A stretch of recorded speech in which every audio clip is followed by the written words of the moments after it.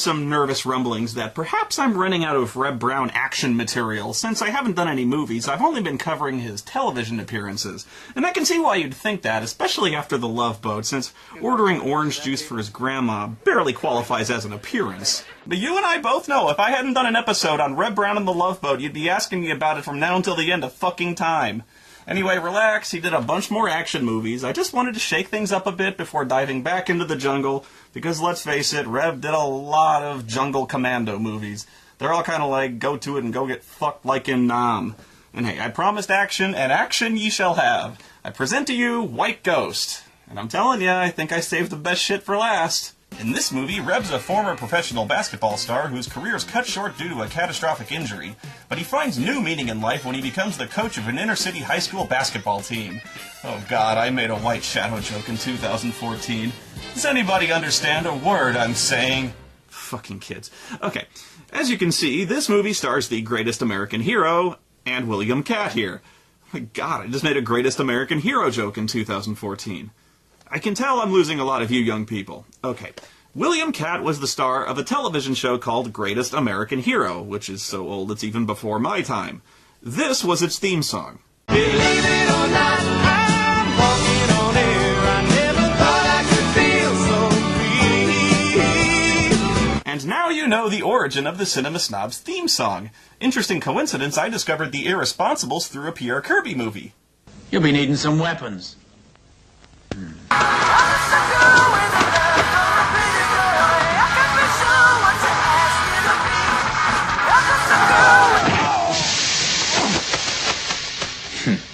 What a useless guy. I was lucky. Theme songs are expensive and had to come by. But I know what you're thinking. Well, this doesn't look like a Reb Brown movie, because clearly it's not Reb on the cover. And this is true. My theory is that until I discovered him, nobody in the States knew who Reb Brown was. William Katt was the bigger name in the States at the time. No, but just look real close at the cover. See Reb's name in that white box? Yeah, they knew what was up. As does the fine country of Turkey, who knows exactly who the real star of this movie is, and exactly what kind of movie we paid to see, as evidenced by this far superior movie poster for White Ghost. This is the shit right here, man. I mean, look at this. Gee, I wonder which movie I'd rather see. Check it out. I mean, Blandest American Hero didn't even make the cut for this poster, because Reb fucking screamed him off the page. Ah! Oh my god, look! It all makes sense now! The White Ghost is Yor, the hunter from the future! Lost in the world of past, in the echo of ancient west. There is a man from future, a man of mystery. No trace to lead the way, in his search for a yesterday.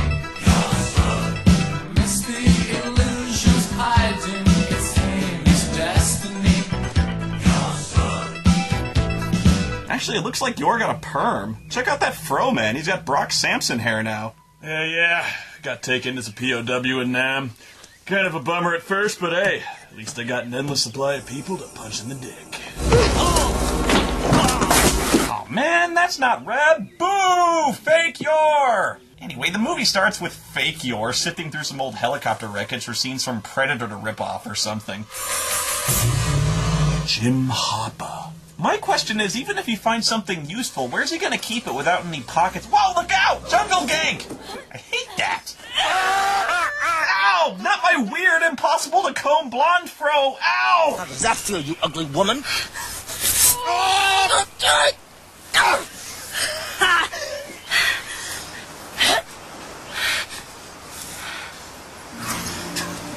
What the fuck? I miss you. What is going on? Did you not miss your child inside me?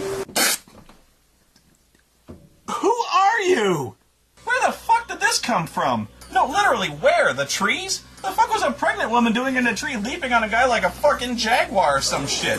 What, did John T. Bone direct this? Soldiers are coming. Oh, no fucking shit! Because that's just what he needed in the middle of an active manhunt. A screeching psycho bitch biting at his scrotum to draw every soldier within a mile right to his position. Logically, the best place to hide out is this mansion he's built out of coconuts here, because they'd never spot this place in 15 years.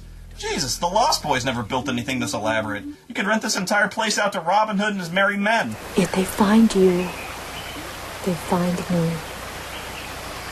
And our child. Well, the radio still works after 15 years, because they're almost indestructible. He calls for a rescue, and who's there to answer the call but our hero, Reb Killzone Brown? We believe the man who sent the message was Steve Shepard. Rumors of a white ghost have been circulating through various parts of Indochina. Why is he nude? It is their belief that this ghost roams through the jungle, collecting souls of American soldiers who never return. Yeah, but why is he nude? What's his current position? Here, sir. In Vietnam. And apparently he's doing all this virtually naked in one of the most horrible jungle environments in the world. Dude, there's probably mosquitoes the size of Nazgul Felbeasts here. Jesus Christ. The guy would have shat himself to death of malaria within 10 minutes of getting his fucking pants off. He ought to be so scarred and crippled with dengue fever by now, he'd look like the guy who hit the toxic waste in RoboCop. Another reason to wear pants in the jungles of Vietnam. 6-foot-tall white ghosts make easy targets for snipers when they contrast perfectly with the green everything else in sight. Anyway, you'd think, since the whole reason he's sticking around Vietnam is to recover the tags of soldiers missing in action, that this would be a major focus of the plot. Like, he stumbles across a camp full of prisoners alive and wants to bring them back to the States and basically just rip off the plot of Rambo 2 all over again. But nope, that doesn't happen. In fact, it has nothing to do with anything. It doesn't even have anything to do with the bad guys trying to kill him. Yeah, these guys. See, Reb decides to send a team of mercenaries to extract Shepard instead of regular army, because it's the only way, apparently. What about diplomatic channels? Forget it. Well, we can't send in any troops. I say we leave him. Pretend we never got that message. You can't do that. Can't! The press! Not another mercenary screw-up. That's all we need now. We've used this man before. He knew Shepard in Nam. Yeah, he knew Shepard all right. He knew him because Shepard tried to have him court-martialed for doing the whole village, several times in fact, and tried to kill him back then for it too. We hit a village one day. Killed a lot of women and children. Army didn't want to know about it. They didn't want the bad press. Can't! The press! Fucking whoops! You had one job, Reb! Maybe you should have read the file Corporal Neil Patrick Harris with a mustache prepared before you hired the mercenaries. Damn it, Jones. How did it slip through the cracks? The computer wouldn't allow us access to the entire Shepard file. Oh, shit, man, they're gonna make contact in 2 hours. Lieutenant, you didn't see this. Oh my god, what have I done? Corporal, we're all gonna burn for this. There's really no middle ground with Reb Brown's acting, you know? He's either barely awake or screaming like a berserker! White Ghost, come back. Come back, White Ghost. You know, Reb, typically when people are having trouble hearing you over the radio, they talk louder. And hey, talk about plot holes. Shooting a radio with that little thing? They're almost indestructible. Get me a plane. I'm going to Thailand. Yes, sir. Anyway, you want something done right, you gotta do it yourself, so Reb gets on a plane. Walker's squad of bad guys include Jesse the Body Ventura, Marky Mark, Tug Speedman from Tropic Thunder, and Sting from Space Mutiny. Walker? You son of a bitch! Well, I guess he's still mad. Back to the 4-story treehouse.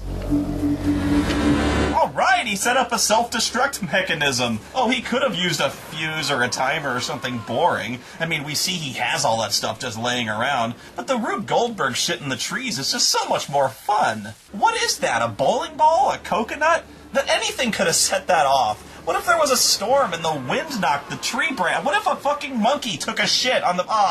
No one could live through this. Fire in the hole! Waco Skinner! In the hole! Son of a bitch is dug in like an Alabama tick. Well, now he doesn't look like Jesse Ventura. He looks like Patrick Stewart in a fakey mustache. While all that was going on, Shepard's girlfriend got kidnapped by the soldiers from before. So the mercenaries tracked them back to their camp. At least somebody's getting lucky. Someone got some head at least. Oh yeah. This scene gets really confusing. Shepard goes in and just starts killing everyone, and I guess he had camouflage clothes all along, but just chose not to wear any because pants are a cruel prison imposed on us by society or something. Just ask Benzai. Yo, my name's Benzai, and you know that I'm always kissing guys. I got the boogaloo flu, doing the dudes. Oh, looking at guys, checking them out, ringing ding dong dong in a thong. Anyway, he kicks the shit out of Tug Speedman, with the fight scene ending with him literally falling on his shovel, which severs his spine. But it's also poorly shot. We don't even know what happened for a full minute.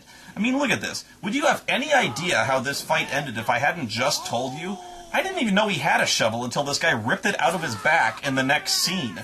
Maybe he didn't know he had one either. It's just so dark, he might have fallen on his keys for all we know. And I color corrected this. It's not like I just didn't make it bright. Oh, fuck it. Regardless, what the fuck were they thinking with this? It just comes out of nowhere. The fight scene is going on, and then it just ends with the guy falling on his own shovel. Who comes up with this? It's just not even cinematic. We couldn't have the hero, like, take the shovel and hit him with it, or just have him straight up kick the bad guy's ass, like an action hero might. I'm trying to think of how I would have written this to where it's fitting and it makes sense, or it's foreshadowed, like, I don't know, a flashback to his days in boot camp where he improperly carries the shovel. Eat this, mother! Oh, come on! Linger on it a little. That was Phantasmagoria levels of cool. Killed with a shovel, Frank. It seems our white ghost is making sure the bad guys don't have any children because he just got this one spayed.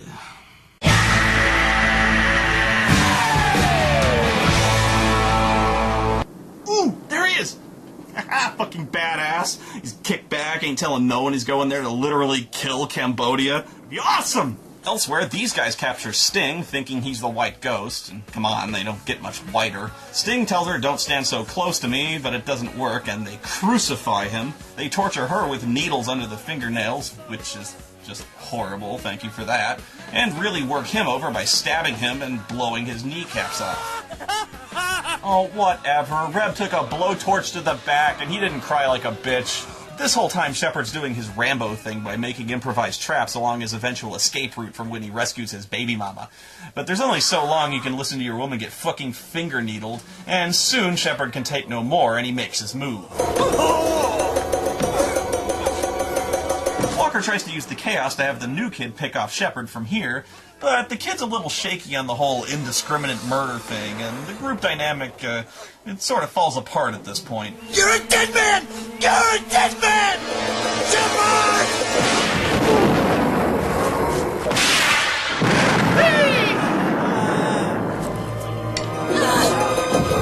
Oh my god, that's sick, man, that's sick! Who goes right for the dick with a pair of scissors? I mean, I know they put needles under your fingernails, but that shit ain't right. Hey, the guy in the bathtub is still there. That's actually really good continuity. Fuck! Why can we not hit him? Oh, wait, what? Did he just run into his own trap? He just ran into his own trap! That's you fucking dolt! I've never seen anything like that in my life.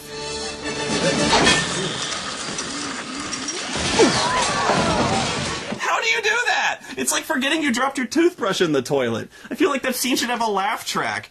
God, at least nobody saw it. If they had, you can kiss that whole white ghost boogeyman mystique goodbye. If anybody asks, you got shot with a really big gun. God, this guy sucks. And I'm damn skippy Reb Brown never got impaled on his own trap. Hey, there's Reb. Finally, we can get some killing done. You're in my way, sir. Hey, his flight was delayed, okay? You know how hard it is to get tickets to Thailand on zero notice? I find it extremely appropriate. You ain't ever gonna leave this place. What? He didn't have any kind of weapon to kill Walker with after all that? And what about the wooden spear he stabbed himself with? We know that hurts. And they're instantly dry. Bravo. And yet you kept the dead guy in the bathtub between like 3 scenes. Why in the hell did they even bother? It was 2 seconds ago. You'd think at least the actors would bring this up. Ugh, whatever. You killed women and children. It happens. You liked it. But why? Brackett is no mad dog killer. He is after something. Shepard starts winning the fight until Jesse Ventura gets the drop on him. We'll let the landmine do it. Landmine? Oh, dude, this is just not your day. No wonder you need Reb to bail you out and kill this guy. The rookie mercenary decides to help him out too because, come on, who wants to work for an abusive murderer? Why do you think I left that guy with the glasses? You got a boot knife there. Throw it over here. Easy. Oh, my other arm! Now.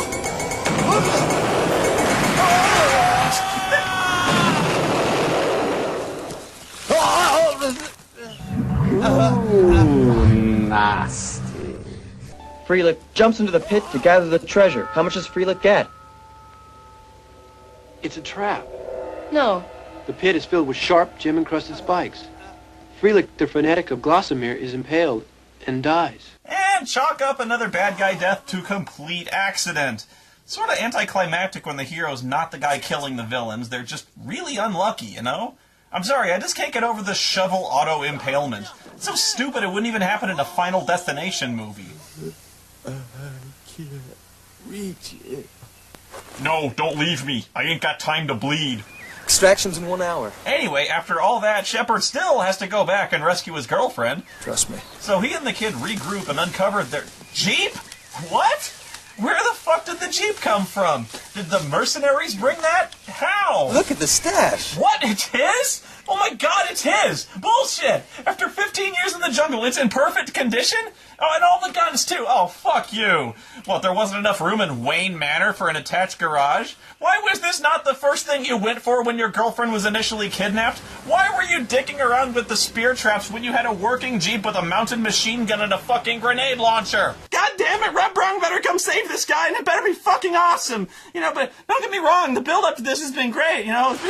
It's been like a series of Dragon Ball Z where every now and then they keep showing Goku and he's working out like a fiend, and at the end of the final battle is fucking apocalyptic as shit and the wait's been totally worth it, you know? Like, so they're doing the right thing, you know, but they better fucking hurry up because we're at the final battle now. He needs to show up, you know? I know it's going to be totally worth it at the end, and I know he's going to show up and he's going to be riding a steel Pegasus that breathes fire, and he's all greased up and naked and screaming and firing machine guns in both hands, and it's going to be great, right?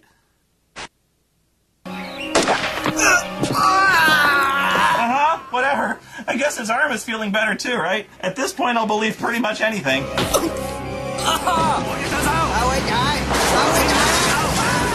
Driving around, spraying a machine gun one-handed in random directions. This kid drives around like I do playing Grand Theft Auto. I'm pretty sure there's no prisoners in there. Sorry! He goes inside to fight the evil commander, and oh look, he's got the Encyclopedia Britannica series on a shelf there. Right next to a Farewell to Arms. Red Brown's not in this movie, is he? I mean, I didn't want to say anything because I thought he... But I swear to God, I thought this movie was going to be balls to the wall Red Brown. I mean, can you blame me? I was doing research for this movie and I saw this. And I got so excited. I mean, this is perfect, you know? But you lied to me! You lied to me, Turkey, because every single thing about this poster is a fucking lie. It says White Ghost, but there's no Red Brown in this movie. And I don't know who the fuck these two people are. Who the fuck are they? Because they're not in the movie. And this doesn't happen in the movie. Nobody gets carried out of an exploding village. What the fuck, Turkey? Let's get one thing straight, Turkey. What happens next is your fault. It's your fault because you made it personal. You want a war, Turkey? Well, you got one. You better get ready to reap the whirlwind, you Turkish motherfuckers. You make your peace because I'm coming, and I'm coming to get you. But I just want to know why. I just want to know why you'd lie about Red Brown being in a fucking movie. Why? Just so I'd watch it? Just so I'd review it? Just so I'd keep watching to the very, very end? To the very end, just always asking, where's Red Brown? Where's Red Brown? Where's Red Brown? Where's Red Brown? Where's Frank Stallone? Where's Frank Stallone? Where's Frank Stallone? Where's Frank Stallone? Where's Frank Stallone? Where's Frank Stallone? Frank Stallone! I knew it was you, you son of a bitch! It was you all along!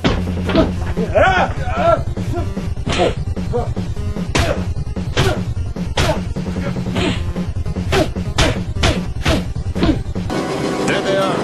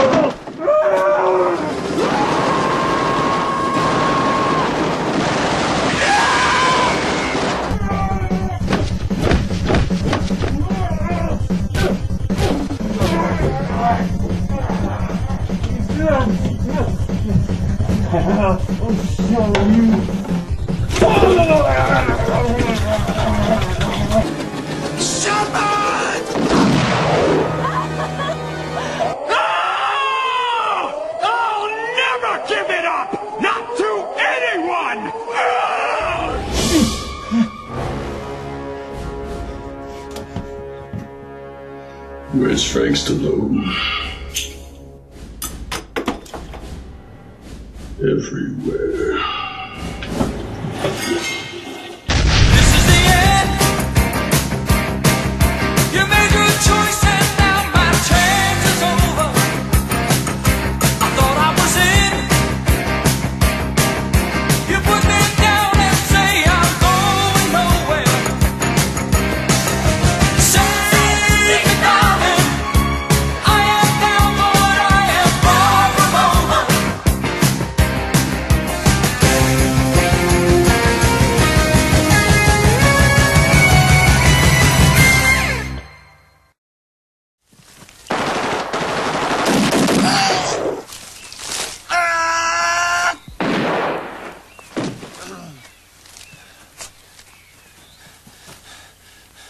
Let's go.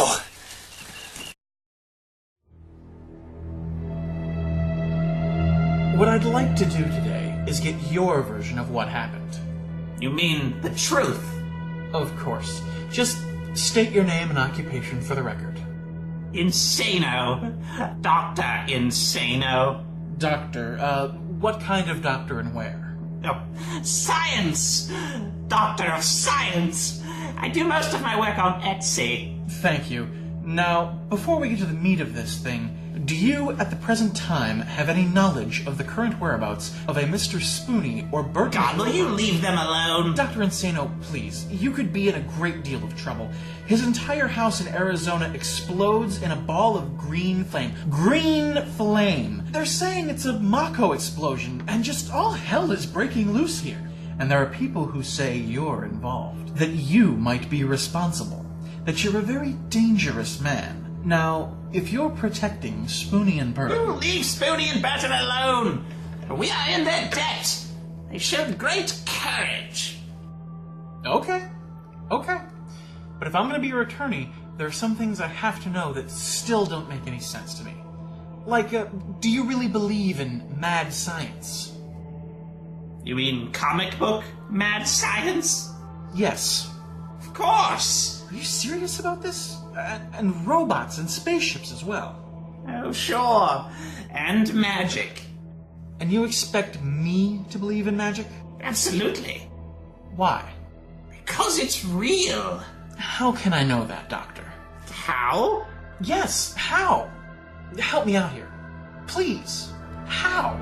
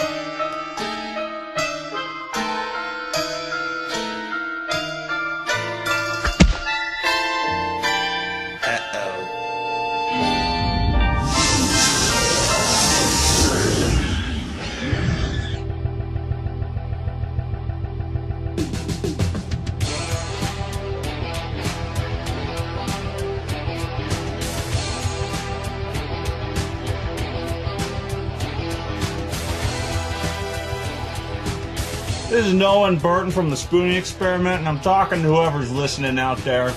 Like I told my last girlfriend, I says, honey, I never play Tekken against someone I can't see. Besides that, it's all in the reflexes.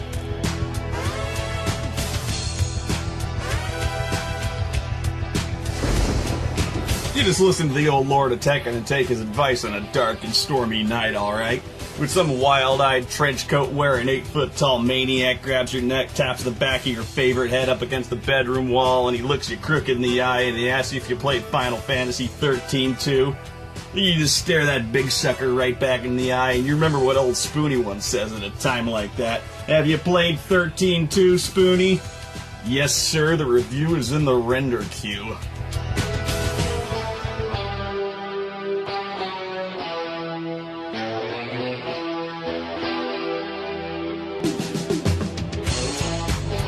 you see, I'm not saying I've seen every film and I've played every game, but I do think it's a pretty amazing planet we live on here, and a man would have to be some kind of fool to think I hate everything in this universe. Just most things. I certainly don't hate Big Trouble in Little China because it's my favorite movie ever. No horseshit. This movie's awesome. The movie introduced me to the director, John Carpenter, one of the all-time greats. Throughout the 70s and 80s, this guy was just unstoppable. These movies were visionary and still endure as all-time classics of sci-fi, action, and horror. Halloween basically served as the foundation of the modern slasher movie. He even did the best Call of Cthulhu movie ever made, titled In the Mouth of Madness. I'm God now, you understand? Look around when you wake up. Did I ever tell you my favorite color was blue? Seriously, if you're not looking this guy up by the time this video's over, I don't even want you around here anymore. I could go on forever about John Carpenter. Believe me, I'd like to. I have the hugest boner right now just talking about him. But I've got work to do because just a couple of weeks ago, seriously, I found out that there's a Big Trouble in Little China video game. Now, why in the hell aren't I notified about these things? If there's a John Carpenter-based video game, I want to know! What's especially frustrating and a little embarrassing for me as a PC gamer is that this was released on the Commodore 64 and ZX Spectrum type of computers. But the reasons I've never heard of it is, one, it's really, really old, and two, it was only released overseas. China is here, Mr. Burton. What does that mean? Huh? China is here? I don't even know what the hell that means. All I know is that Europe is here, which is where I gotta find a PAL format Commodore 64 with a dataset deck, with a 50 Hz PAL format monitor, and hope to God I find one on eBay that's still working after 1980, fuck. Well, there's gotta be a listing for one. I'll just have to pay 6 G's in shipping. And no, I can't use an American Commodore 64 because the frame rate will be all weird and the color will be all gray. And I don't want to play with the frame rate all weird. I want to play the game based on my favorite movie the way it's supposed to be played. And that means using a German Commodore 64 with a dataset deck, a floppy drive, a JVC PAL NTSC dual region compatible monitor, a Commodore 64 S video cable, RGB adapter plugs, getting a power strip, and a 200 watt 110 volt to 220 volt step up power transformer. Okay, so why don't you just play it on an emulator? April, you don't get it, do you? You don't. It'll be a miracle if this tape works. Software on 25-year-old magnetic media? I don't know. And yeah, they put software on cassette tapes back then. They sucked. I always had problems with them. Even back in the day when they worked, they didn't work. My dad used a different kind of tape to archive hard drives, and that fucker ate tapes like a 4-year-old eats spaghetti. They're slow as shit, too. It took 4 minutes and 17 seconds for this to finish loading. I don't get it. You could play games on cartridges on the Commodore that loaded almost instantly. Games on floppy were way faster. I literally went and folded my laundry waiting for this thing to load, and it still wasn't... Ah! And that's how you know it's done. That fucking sound out of nowhere. Thanks for that. Great. No music. Nothing brings me back to the crazy adventures of Jack Burton like the crushing vacuum of silence. Apparently the ZX Spectrum version had music written by John Carpenter himself. Basically no color, though. Better animation? I don't know, weird trade-off here. Anyway, from what I understand, this is a beat-em-up. Just fight tons of bad guys on the way until you get to Lo Pan. Although it's weird, I don't know if I've ever seen a beat-em-up where you walk from right to left. Maybe the code is written in Chinese. Hey, where are you guys going? Hey, as soon as this guy shows up, Egg and Wang are like, good luck with that, Jack! Assholes. What? I can't hit the guy. I'm hitting the attack button. Come on. Come on! I'm hitting the right button, but he's not doing anything! What the fuck, man? Oh, god damn it! And no, I wasn't just bashing the keyboard hoping to find the attack key. I actually read the instructions. Unlike console gamers, us PC gamers know how to read. Anyway, you're gonna love the controls for this game. The Commodore doesn't have a number pad or arrow keys, because it's primarily a work computer, so whatever. Just see if you can guess, though, what the keys are for moving left or right. You can probably tell I wouldn't be asking if it was as simple as the usual WASD arrangement in shooters today, right? In fact, S tags egg into the front of the line, so yeah, now you're too scared to touch anything else, and you're definitely reading the instructions. Okay, so left and right, I and O. Not even kidding. Guess what the attack key is? Shit, I don't even know how many guesses. I'll give you 5 guesses on which one the attack key is. Return key? Wrong. Spacebar? Wrong. Control key? Shift key? Wrong, wrong, wrong. Wrong, wrong, wrong, wrong, wrong. It's the P key. P for attack. So it's IOP. Seemed logical, I guess. It's all in a row. Okay, well, guess what the jump and crouch buttons are. I'll give you 10 guesses. I don't care, you're wrong. Jump is Y and crouch is H. The whole game I didn't even know how to position my hands. It almost seemed like they intended for you to control it all with your right hand. I suppose I could have gotten used to it, you know, once my hand seized into a twisted claw. You'll give this up once you figure out how to attack because of how frigging stupid and unreliable it all is. Okay, so attacking. Pushing the attack button by itself does not actually attack. I don't know where I got that idea. Silly me. Oh wait, I'm sorry. The instructions call it the fire button. You have to aim the attack as well by pressing another key while holding down the fire key. And that sounds straightforward, but believe me, it's not. Because you have to be holding the fire button, then the direction. If you're holding the direction first, it doesn't work. Meaning you have to stop moving entirely before you attack, because you can't be holding down any keys when you start your attack. You keep thinking you'll be able to do some forward drop kick or a punch while moving in, but of course not. You'll just keep walking like a zombie and get punched in the face. Why do you have to do this? Why don't you just have individual keys assigned to low, normal, and high attacks? It's not like there's a fucking shortage of keys. It's like a slow and clunky version of the combat system in Heroes of the Lance, and Jesus Christ, does that mean we're in for a long ride? That game scarred my childhood! And at least the aiming in Heroes of the Lance was necessary to hit these fucking dwarves! God, I remember these little fuckers! In this game, the high punch is okay to catch enemies jumping, sure, but the low kick is such absurdly short range it's completely useless, and there's never one time where anyone ducks that low where no other attack will hit, or punch in Jack's case. Yeah, this is supposed to be Jack, but then we get into the other two characters, each of which controls differently because they all have their own fighting technique. Like, Jack's style is fist and bushmaster combat, Wang's style is karate combat. Karate. In Little China. Everybody was kung fu fighting in this movie, numbnuts. This cat was throwing lightning. This guy was a little bit frightening. And they fought with expert timing. Anyway, Wang knows karate combat, and apparently Egg Shen knows zap combat. It's in the movie, yeah, just it probably sounds a lot more poetic in the original Mandarin. And lest you think that playing as either one of these guys sounds cool, they're not. Egg sounds awesome, right? He's flying around on a cloud, he's got zap combat, but when you attack he bounces around and shit. His normal forward attack causes him to jump, and his high attack, I don't know where the fuck he's going, but none of the enemies in this game jump half that high. Oh, and final pop quiz on the controls. See if you can guess what the keys to tag in each person to the front of the line are. You're gonna love this. Okay, it's C for Wang, S for Egg, and B for Jack. Oh yeah. You wanna know why? Because I figured it out. It's B for Jack Burton, C for Wang Chi, and S for Egg Shen. I mean, for fuck's sake. Then I start thinking, if you're gonna do that, why not make it E for Egg, W for Wang, and J for Jack? Well, if you did that, J is in the middle of your clusterfuck movement controls, and you'd be tagging Jack in all the time by accident, which just raises the question of why in the fuck you made these random-ass keys the movement controls in the first fucking place. And here's the gunman who shot me right in the dick! Fuck! They can only have one bullet on screen at a time, but since they spend most of the game on the right side of the screen, they can shoot me as many times as they— Fuck! Fuck! Fuck! Fuck! Ow! Ow! Fuck! This Egg's shots go right over his fucking head! Fuck! Fuck! Fuck! Ow! And now what's happening?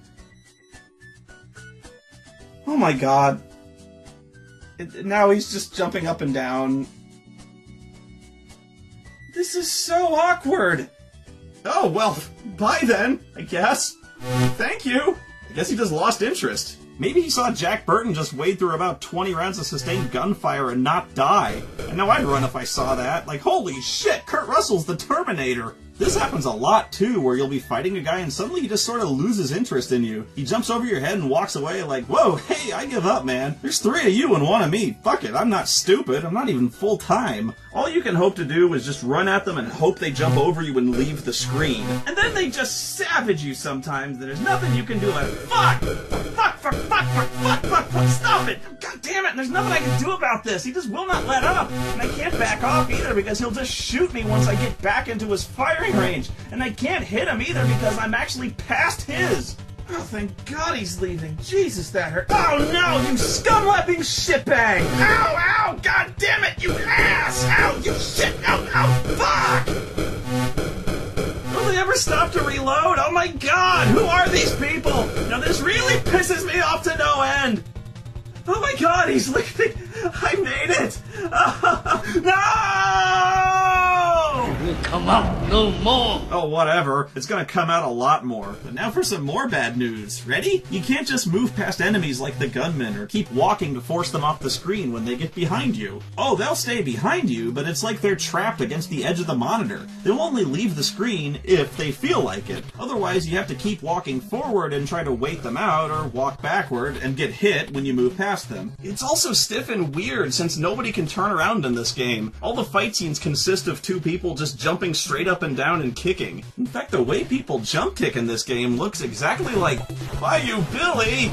I like how even the instructions tell you how boned you are facing the gunman. You will have to retreat and lose them, as you will not be able to defeat them in combat until you have gained more experience. Yeah, sure. Okay, two things. One, bullshit. Retreating doesn't work. I don't care if my mind and my spirit are as one and I move in and out of combat like the wind. I can't outrun bullets, especially since I can't jump backwards anyway. And there's also the minor detail that they can, walk forward after you and don't have to stop to jump straight upward over bullets. I might retreat a little faster if I was able to turn around and run instead of having to moonwalk away. Second, that part about not being able to defeat the gunman until you get more experience is true. If by experience you mean this.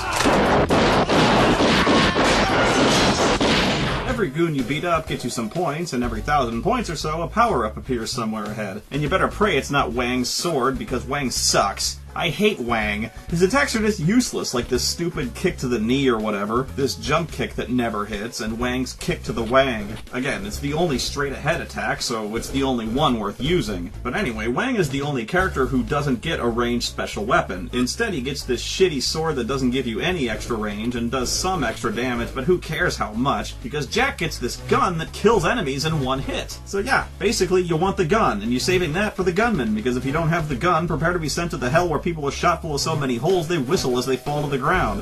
The Chinese have a lot of hells.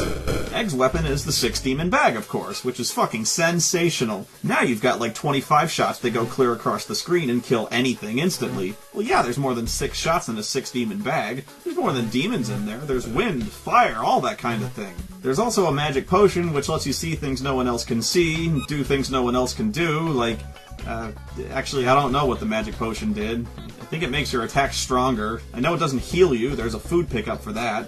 Maybe it just gives you a very positive attitude about this. I just can't believe how badly they screwed Wang. Somebody, I don't care who, tell me what is going on. How did Wang go from being the hero of the movie to being the worst character in the game? He's useless. His attacks are just jumping around and not hitting anything. Wang's just flopping all over the place, and he's the only guy whose special weapon might actually make him less effective than he normally is. I don't know, maybe the sword is super effective against the storms, these awesome demigod dudes you fight at the end. He said in the classic video game critic setup, knowing in a second it would not in fact be shown to be true. No, it doesn't. You suck, Wang. Honestly, Jack is the best character in the game simply because his controls are straightforward and he doesn't jump around like an asshole. And he has a gun. And the gun kills the storms in one hit too? Well, okay then. There's a bonus. I'll stick with these. I'm pretty sure that's not how it worked in the movie. I'm pretty sure they can break guns like they were Ritz crackers.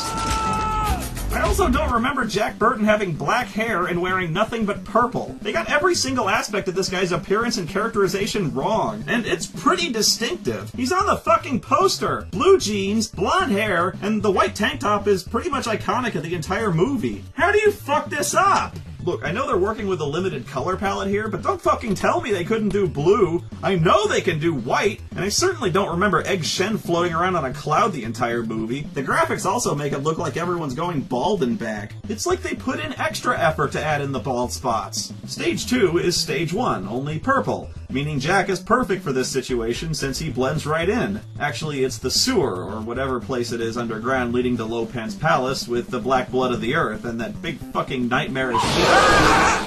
Obviously, you can't do anything to hurt it even with a 6-demon bag, although I don't know where I got that idea. And it doesn't have a pattern you can dodge. It always glory holes you the instant you go past the door. Okay, I'm gonna jump past the door. Oh, God! Try it again.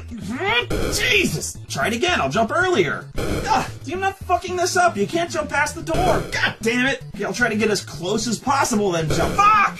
Okay, so jumping over it doesn't work, and then I'm thinking, like, maybe I can approach the door and then draw it out and then jump over it when it's pulling back. Cocksucker! Kiss my ass! Look, I'm a reasonable guy, but I just experienced some very unreasonable things. The instructions specifically tell you that you can avoid the sewer monsters by jumping over them as they cannot be killed. Well, they cannot be fucking avoided either!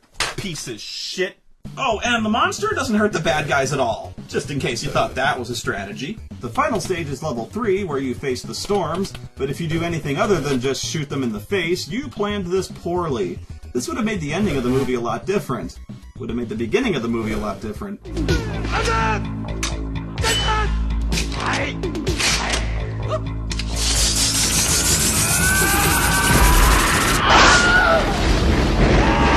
Then you fight Lo Pan, who flies around on his own magic cloud. Huh. It'll be so great if I can just shoot him in the face and he dies immediately. That would kind of be like in the movie. Ha! Bitch. Oh, shit. Okay.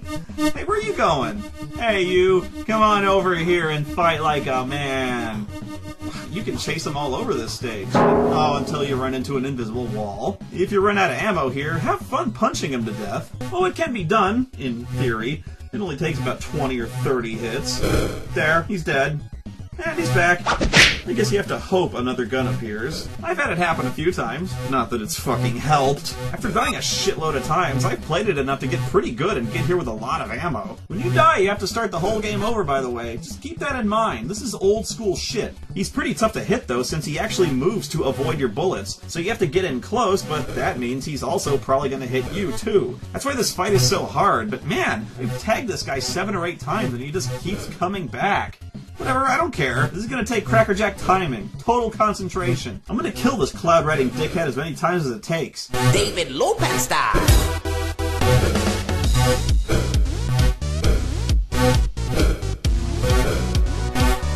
Damn it!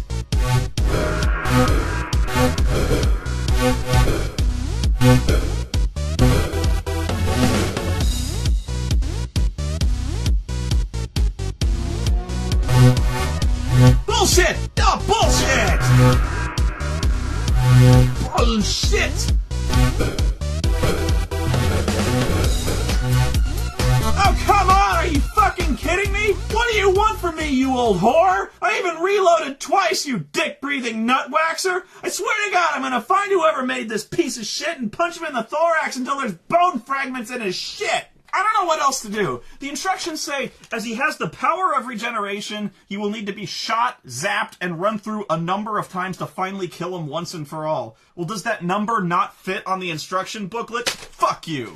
I hate this game. I fucking hate it. At this point, I don't even... What? What the fuck just happened? Bullshit! I've been trying to kill this guy so long I just died of old age! Son of a bitch must pay! Oh, I finally figured out how to do it. This went back to pure old school instinct, man. I notice as I'm running back and forth that all of a sudden this thing is here. I don't know, it's just here now. It wasn't there before. It is exactly where that invisible wall is, so I figure it's Mao Yin and maybe you have to grab her or kill Lo Pan while up against her.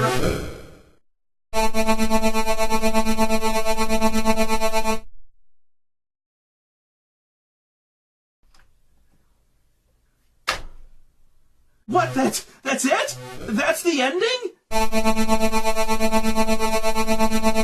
Ah, that's how the game started!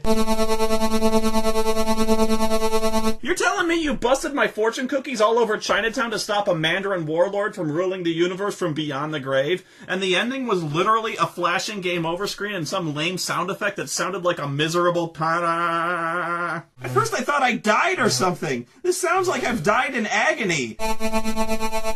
Combined with the frozen screen and the same bleak game over word slammed dead center of the screen, just as cold and as final as if he'd been shot in the face. Well, that just cheered me right the fuck up. But hey, Mao Yin, what's your problem? We saved you from Lo Pan. Oh, right, Wang got killed. Shit. You know, A while ago, I might have let this piece of shit game ruin my favorite movie from my childhood. Kind of like Ultima 9 did, but in the end, it's probably just some slap-together piece of software made by a couple of guys in a week. Just because it's licensed doesn't taint the movie in any way. Big Trouble in Little China is in the heart. Wherever I go, she's with me. You rat bastard. Filthy little fucking jizz bucket. Burn in the hell of scalding spoony chili shit bombs! You will come out no more!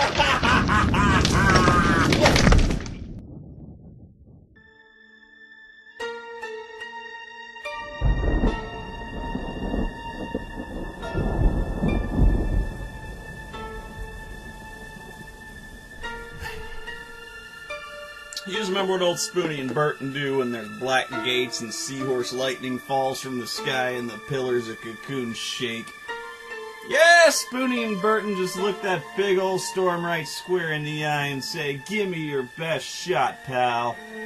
I can take it."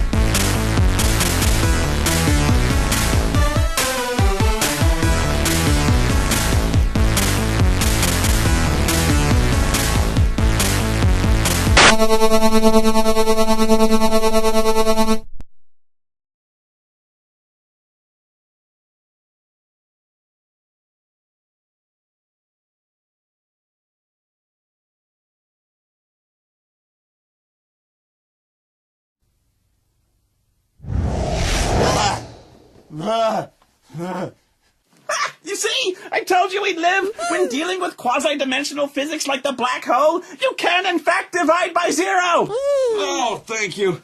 They were just getting around to making me do the DVD versions of Atmosphere. And I really did not want a mummy making fun of how old I am. Is there anyone in the multiverse you haven't pissed off yet? I mean, I've tried crushing entire cities with a giant walking battle robot, and online surveys still rate me more huggable than you. Well, you're still here. Oh, I've always been here. Anyway, I've got that thing you wanted. Nobody can see you winking under the goggles, numbnuts. Shut up. You wanted help making a Spoony movie ever since your Patreon campaign reached that amazingly generous goal you set. Oh, thank you all, by the way.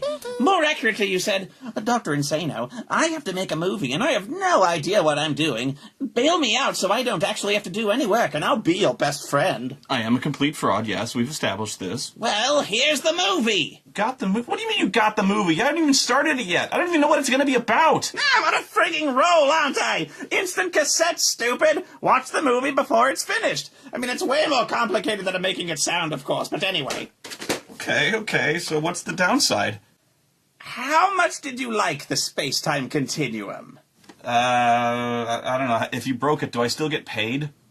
Yeah. Hey, why is this on VHS tape anyway, if it comes from the future? Well, I don't know. Maybe you go hipster in the future or something. Look, the computer doesn't lie. That's the gaydar. Oh, shit.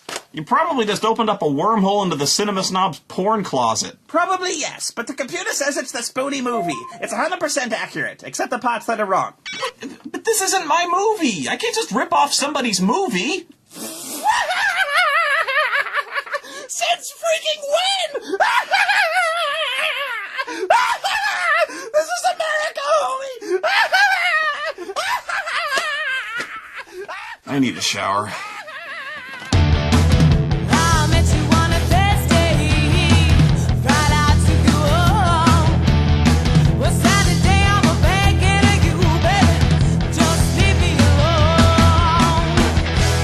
Turning me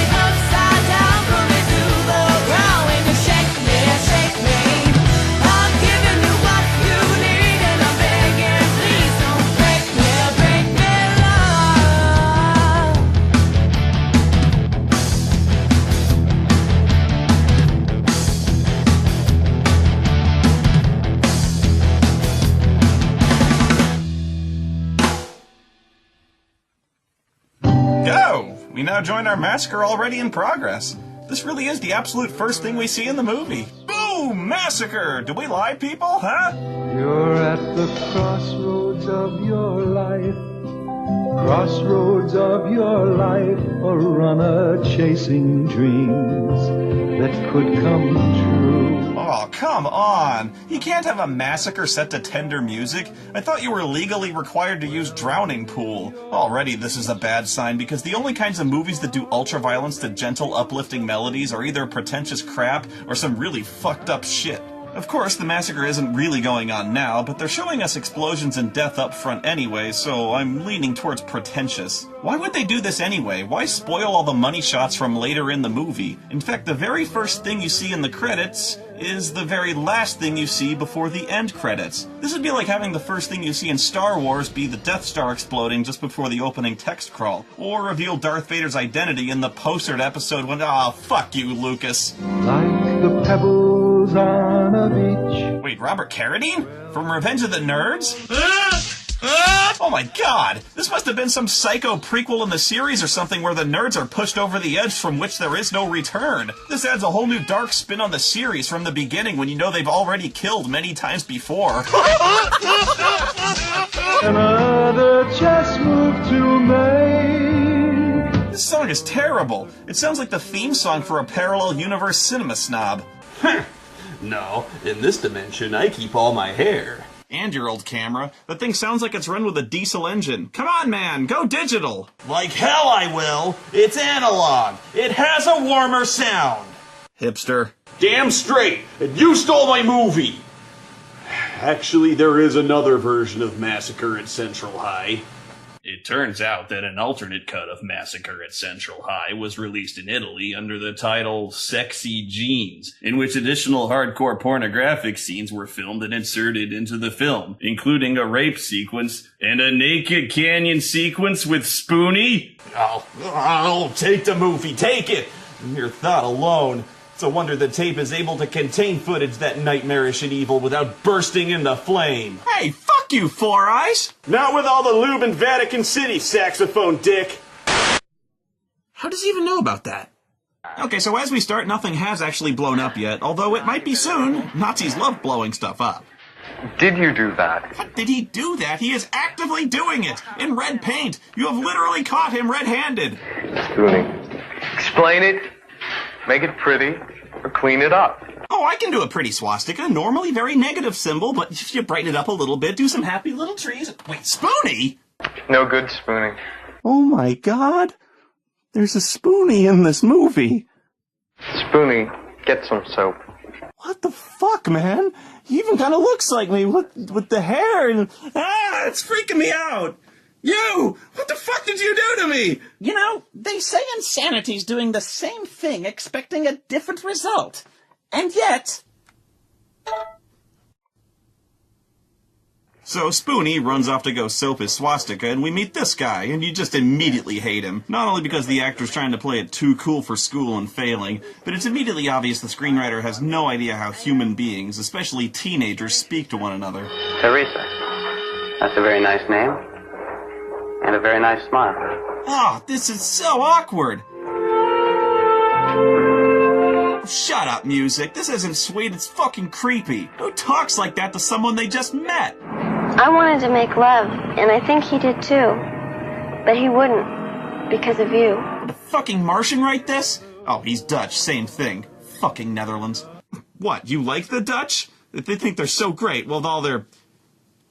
shit? Hey, Mark. Oh, hi, Mark.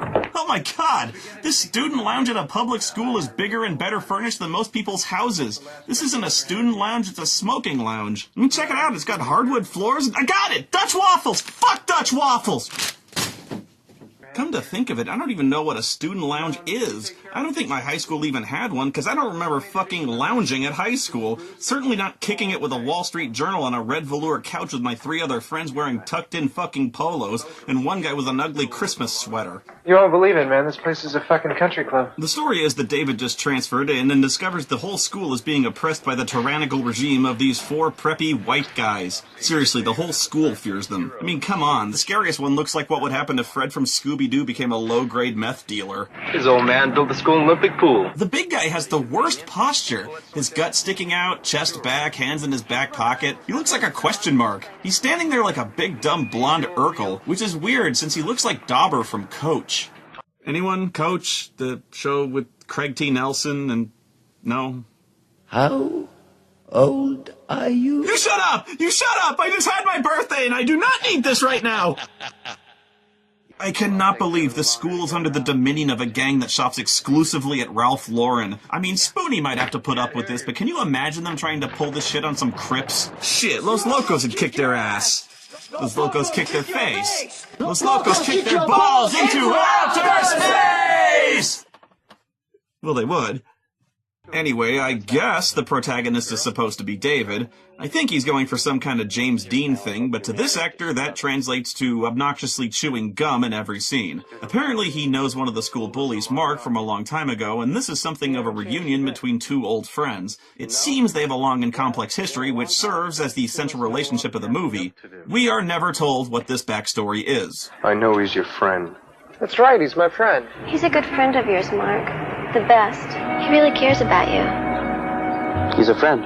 When I first met him, he helped me out in a jam without even knowing me. That's it. That is literally all we get. The movie's central conflict revolves around Mark and David's mutual, unwavering trust and loyalty in one another, even after years apart, not knowing if they'd ever meet again. And that friendship is so strong, they're both put in an impossible situation. Will they be able to overcome that loyalty and betray their friend? I don't know many people with friends like that. Friendships that absolute and enduring must have a hell of a story behind them. When I first met him, he helped me out in a jam without even knowing me. He helped you out of a jam?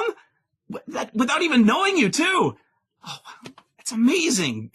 Greater love hath no man than this. That's so inspiring. You know, it reminds me of one of my favorite Star Wars Extended Universe novels. Do you remember this one? It was the one about how Chewbacca swore his Wookiee life debt to Han Solo. It was so great. Actually, it wasn't so much of a novel. It was more of a leaflet. It was really short, but I memorized it because it was so good. What did it say? It said, when I first met him, he helped me out of a jam without even knowing me. And so I swore my Wookiee life debt to him. It was written in Wookiee, though, because it was from Chewbacca's point of view. Well, let's do something. Sure, what? Surfing? No, I'm tired of Ever do any hang gliding? Hang gliding? Those hooligans! But their attention is drawn to this guy Rodney and his shitbox car, and apparently the mere reminder of its existence is enough to ruin all talk of fun for the day. Fuck Rodney. Why don't we just all drive around, show David the place? Okay. Paul, we'll take your van. Really? That's the music we're going with? This sounds like an educational film about sorghum. Hey, wait a minute. Shitty elevator music? Panel van heading towards the beach? It's Reb Brown! This is Captain America 3! Ah! Dude, actually, that'd be awesome if Captain America stopped the massacre at Central High. You never see it coming. Bombs are going off, people getting stabbed, then completely out of nowhere. So how were they planning on showing him the place from the back of their panel van with blacked out windows? Whatever, there's Rodney in that fucking car of his. Let's get him! When was the last time this thing was inspected, huh? Looks to me like an awfully hazardous vehicle. I wouldn't drive this car in a million years. You better check it out. It's actually kind of funny how they're not so much bullying Rodney as Rodney's car. Yeah, we don't like your face, Rodney's car. Why don't you come back when you get a transmission? First, we better check the brakes. How about reverse? Good idea. Oh, this seems like a dumb idea since none of them are testing to see if their seatbelts work. I guess we'll see if the airbags work. Oh shit, it's the 70s. Oh god, the whiplash! I need a hospital to see if neck surgery works. David very quickly sees how widespread and violent the bullying has gotten, like in gym class when they force a stocky kid up a rope with a knife up his butt, and of course, the old reliable, the dreaded wet towel snapping. It's no joke, man. I knew a couple of assholes who could lash out wet towels like a fucking bullwhip. Well, with students being openly assaulted with knives, David does the sensible thing and informs the authorities. Well, he doesn't, but I'm sure he would if he could find one. Seriously, try and spot a single teacher in this school. But the bullying really bothers him, so he tracks down Rodney and offers to help fix his car. Hey, bed's solid. And oh, this really bugs the Dark Scoobies. Evil Fred calls an emergency meeting in the Dark Mystery Machine specifically to address the growing problem of David and, not kidding, his stern, disapproving looks. He's just aloof. That's his nature. It's also his nature to butt in where he shouldn't from the day he arrived. He just doesn't understand how this place works yet. But if he could be turned, he would be a powerful ally. I'll talk to him. It'll all work out. I hope so. Mike tries to talk to David about joining up with the bullies. I'm not really sure how he's supposed to sell this one, you know? Like, hey, come on, David. When you stop and think about this, we're the victims here. Have you seen that Spoony guy's videos? Gah! Look, I know what you're thinking, but you gotta understand. I mean, we're sticking switchblades up fatties' asses for the greater good, man. You saw what Oscar was able to achieve. Oh, but it wouldn't be bullying if they didn't hassle some good old-fashioned nerds. And who better than Arthur, king nerd, working in the school library? Yes, gentlemen. May I be of some assistance? No, thank you, Arthur. Just here to give you a wedgie and fart on your lunch as usual. Yeah, I'm returning a book. Certainly. I'm afraid it's overdue. That would be 20 cents. Oh, Arthur. Man. Just think about how often these guys come in here to hassle him, and yet he still says shit this stupid. Really, he ought to be overjoyed they returned a book at all, instead of just keeping it and tearing out pages and using them to roll joints. Another part of me wonders if the bullies checked out this book specifically to return it 2 days late, just to see if Arthur would be such an officious, oblivious, naive dork as to charge them 20 cents in late fees. If so, this scene is amazing. Please understand, I didn't devise the school's archaic policy toward overdue material, and I gain no personal financial reward from collecting the requisite funds, but... My God, shut up! The first Blue Power Ranger wasn't this obtuse. I mean, not to blame the victim here, but it's 20 fucking cents! Let it go, man! The library will survive somehow! I've known Arthur for 20 fucking seconds, and I want to kick this guy's ass.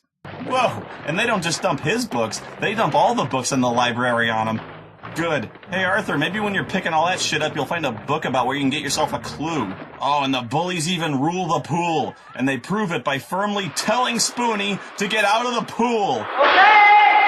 Everybody out! Hey, Spoony! Out! So he does! Hey, gotta say, Spoony's in good shape. I need to start swimming again. Also, this Spoony has swim trunks with an S symbol on the left leg. He's got branded Spoony swimwear. That's a good idea. What the hell's the matter with all of you? You like this place the way they run it? No way. Look, man, to stand around here is a real bummer. Kind of a bummer, yeah. I mean, Mary and Jane here are getting gang raped, so their day's basically shot. Call for help? No, that's just what they'd expect me to do. So that's your idea of a good fuck, huh, Bruce? Really? That's her reaction to seeing a rape in progress on her two best friends. The same reaction of a second-grade teacher returning to an unruly classroom. So this is your idea of sitting quietly and reading the assignment quietly while I'm out, huh? Oh, what's wrong, Craig? You can't get it up for an audience? Oh, well, I guess attempting to shame them was the wrong approach. Now don't you dare scream for help! Hey, Bruce, why the hell are we doing this on school campus? This sort of goes way past dumping Arthur's books, you know? Who is it? Hey, open up, it's Mark. Mark's got a shitty voiceover mic. Oh, damn! David's got a lightning-fast left cross, man. Yeah, good luck subduing two women at once who weigh just as much as you, Stretch. Hey, look, today's lesson was on Australia. And just like that, the bullies get crushed. And they had 3-on-1 odds. Ouch! Hey, can I give you a lift home or something? No thanks, we'll manage. And then bizarrely, the space-age polymer short film music starts up again. This is like the least appropriate music I can think of to capture the swirling tempest of emotions that must be consuming these characters right now following this brutal attack and escape. The trauma of personal violation, the relief of having escaped, the fear of reprisal, anger at their attackers, gratitude, empowerment, powerlessness, and confidence that there's a bright future in solar energy thanks to 3M's new photovoltaic power cell technology. These power cells employ ultra-thin silicon discs with a revolutionary coating material to focus on the enormous fucking boom mic. Oh yeah! Why are you following me? I was worried about you. What do you want? An applause for your Sir Lancelot act? Yeah. Look, I'm sorry. That's the only way I know. That's the way I am. Alright, I'm sorry, you're right. Clearly, you had that under control. Later on, David's fixing Rodney's car when, surprise, the bullies show up for revenge. And David's reaction to this is... Come on, David, don't disappoint us. I'm afraid I have to. I've got work to do. Boredom. Get out of there. Go to hell. You're not talking to one of your stooges. No, they're talking to a moron who's trapped under a car and virtually helpless and really should have been at least somewhat concerned about 3 violent psychopaths he just got into a fight with showing up, clearly looking to harm him again. Fuck it. I'll get you out. Oh, man! They dropped a car on his leg! It is gonna be jacked up! So, call the cops? Nope. I wonder if he's learned his lesson. You bet he has. He was even too scared to tell him we're there. Maybe he'd be willing to join us. That's why he kept his mouth shut. Join you? I don't know, maybe. You think he's still mad? Hey, we could invite him to go hang gliding with us, you know? Well, he could go if he still had 2 functioning legs. Oh, shit, he's still mad, isn't he? Oh,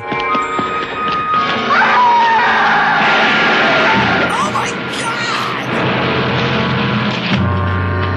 God! The death of Frank Stallone.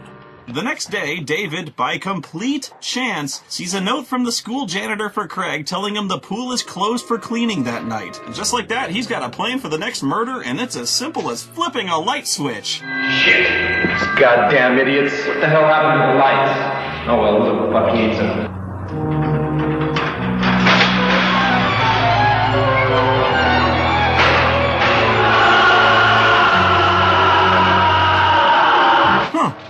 This looks familiar. Doing drugs is like being on top of the world. You just better know what you're jumping into.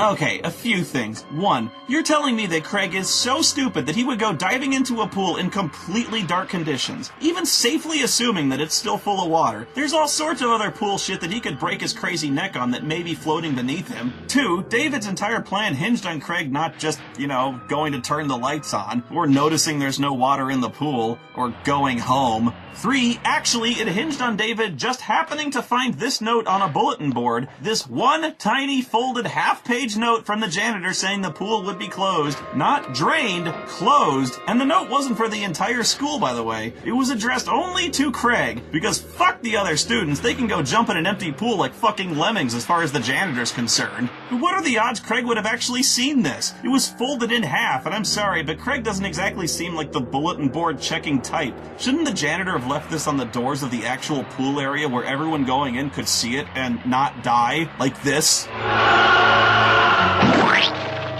I mean, can you even call this a murder? All he did was turn the lights off before Craig even went in the building. And then I guess David just figures, fuck it, and subtlety just goes right out the window. Can you fly, Dobby? He's awfully strong for being crippled in one leg. Well, time for the Mystery Machine to explore the great beyond. And why is he unable to open the door from the inside? Oh, wait, it's gotta blow up, Oh, good. Now, this was realistic back in the 70s. It didn't take much for American Vance to do that. And that's pretty much the movie, right? Sure, not as much Spoony as you were led to believe, but this is a pretty simple vigilante story. Hero fights the bullies, gets overwhelmed, but at the end overcomes the odds and systematically gets his vengeance on the gang, and at the end liberates the school. We're not done yet. And neither is Spoony. Now the movie gets weird.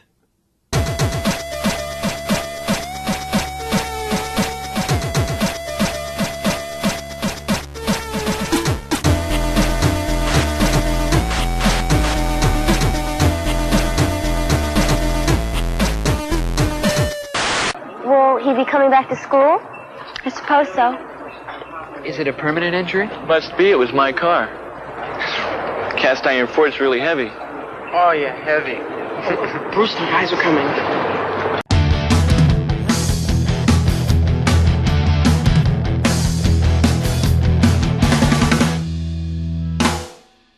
Dig it, it's going to take some time. I mean, all that conditioning's got to take a while to wear off. But as far as I can tell, things are changing already. At this point, all the bullies are dead except Mark, who's basically thrown in the towel, and David is hailed as a liberator and a conquering hero by the entire school. Really, everyone in the entire school knows David is the one behind all this, but not a single one of them has given him up to the cops. I'd call the cops incompetent, but I still haven't even seen one, so I still question their existence in this universe. Now, this is where it gets good. Come on, Oscar. Let me pass by. Ha-ha! I have arisen! Now it is I who am the dumper of books! Just keep watching. You'll see what's happening. David, glad you could spare a minute. I've been thinking. Really? Suddenly this school is rife with opportunity, which the two of us can take advantage of. For instance? It's obvious. These students crave an alternative to Bruce's brute force. We can supply it. What can we supply? Leadership, direction. Why, with my brains and your influence, we can turn this into a place where mind and spirit are more important than brawn. And of course, there's Spoony. David, we've been wanting to rap with you. We've been wanting to rap with you? So Spoonie's the leader of the insufferable hippies who need a good stiff slap? Oh my god, this was me in high school.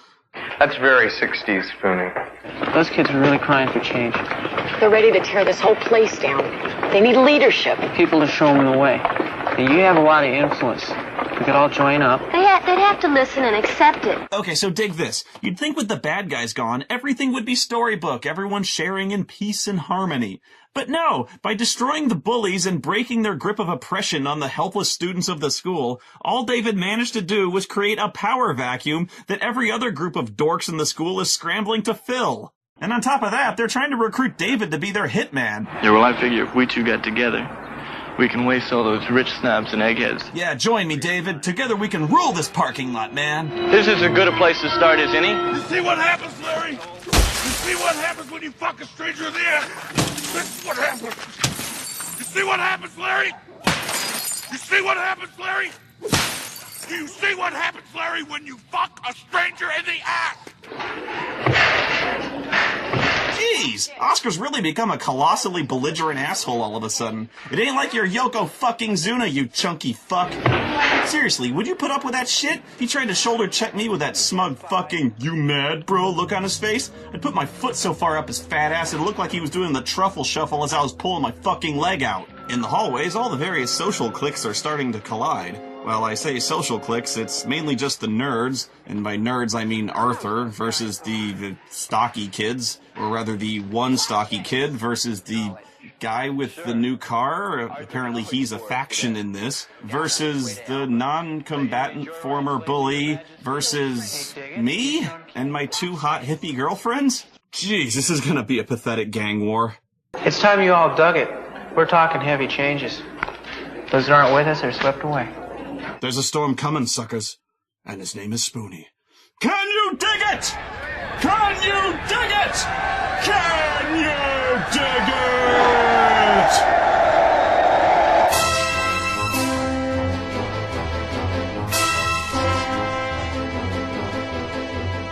The nerds are gonna make you pay tonight. We'll take your 20 cents away tonight. If Spoony's girlfriends grumble, cat fight, but if Oscar makes you stumble, just offer him pie. Spoony's gonna melt your brain tonight. He's got a thing inside your hearing aid tonight. Wait, what? How the hell does that even work? What did he do? Tune it to an Olivia Newton-John song? Well, that'd melt his brain, I guess. Well, this escalated quickly from shoulder-bumping people in the hall. Whoa! Suddenly, Japanese government officials get the inspiration for a bold new battle royal program for their public schools. Rodney, this isn't a good idea. Rodney, I saw a car blow up in the opening credits. Rodney, dude, I'm telling you. Oh! Who in the hell knows how to rig up car bombs here? This was 1976? Was Spoony former Irish Republican Army or something? David or whoever? Yeah, it was probably David. Although most everyone in this movie's gone psycho at this point. Look, I think it's time we cut out. Where to? Anywhere, man. Things around here are getting real ugly. Sure, listen, let's just take off and go have some fun and come back when all this shit blows over.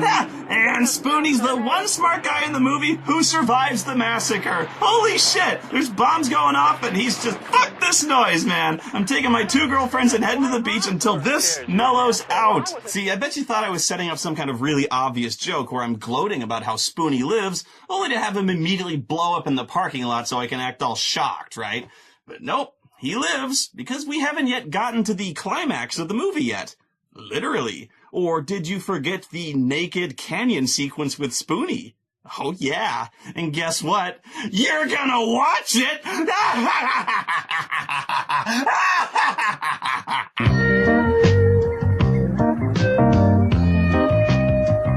Oh my god, this is awesome. I've got a sex tape I didn't even shoot, but I might have in another dimension, and also possibly involving time travel, or something. Whatever, it's a threesome.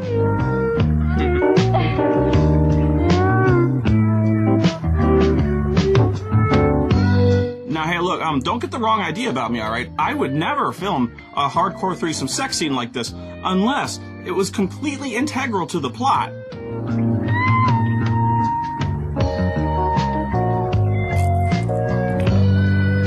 Wait a minute, dynamite? What the hell? Well, don't pick it up! Hey, Spoonie! Come here! Oh, yeah!